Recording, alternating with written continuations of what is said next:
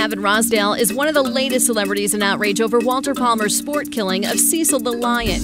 If you haven't heard, our photographer will tell you and Rossdale all about it. Did you see the story about Cecil the Lion, like the American who went to Africa to lure a lion to shoot him? No. You didn't hear that? So an American dentist went to Africa, lured a lion out of the park, shot him with a crossbow, skinned him alive, decapitated him, right? Ricky Gervais, Christie Brinkley, and Alyssa Milano, who all voiced their disdain for the practice and posted pictures in tribute to Cecil the Lion. He was a well-known lion amongst the folks, and they were protecting him. But an American paid $50,000 for the opportunity to kill this lion. What are your thoughts on? I mean, for me, it breaks my heart. What are your thoughts on that? Jimmy Kimmel also took a segment out of his show to challenge the ethics of the hunter, Walter Palmer, a dentist from Minnesota, who committed the act. Palmer released a statement claiming he thought this was done legally, but now many want the dentist's head. They should suffer the same fate, in my mind. Well, the same fate. Maybe not the same fate, but there should be some harsh punishment.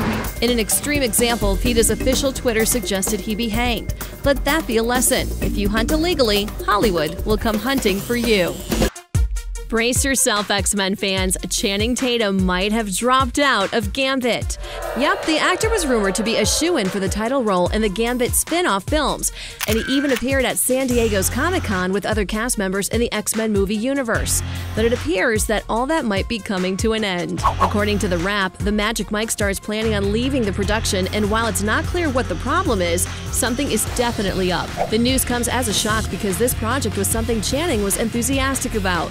But after rumors circulated that he was looking to make a directorial debut and is planning to star in 23 Jump Street, people began to speculate these could be a couple of reasons. The superhero film is slated for release on October 7th, 2016. Questions keep arising after the passing of Bobbi Kristina Brown, as the DA is now reportedly looking for the evidence necessary to put involuntary manslaughter charges on her boyfriend Nick Gordon. It's believed that Nick may have supplied Bobbi Kristina with drugs that ultimately resulted in her nearly drowning in the bathtub, which eventually led to the comatose state that resulted in months of life support and finally her death. TMZ reports that this guy, Max Lomas, was also at the scene during the time Bobbi Kristina slipped unconscious. He's currently being prosecuted for 2 other felony drug charges, but could be offered probation and immunity if he can give authorities more information on Nick's involvement. Although Bobbi Kristina's autopsy resulted in no signs of foul play, Nick reportedly knew too much about Bobbi Kristina's drug history to enable her without knowing there would be dire consequence.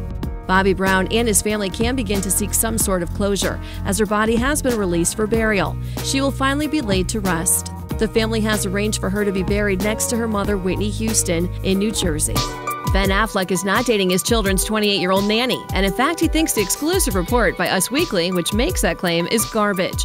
Yep, the Oscar-winning director and actor reportedly released a statement to the Mail Online denying that he has already moved on after splitting from Jennifer Garner, with the woman that he and Garner hired for their kids just this spring.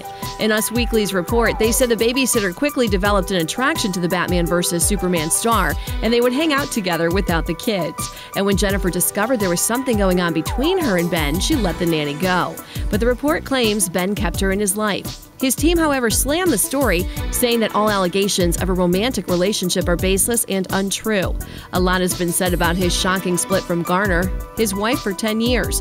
And when we spotted him last down in Atlanta, Georgia, we noticed he was still wearing his wedding band. So until we learn more, we're staying neutral.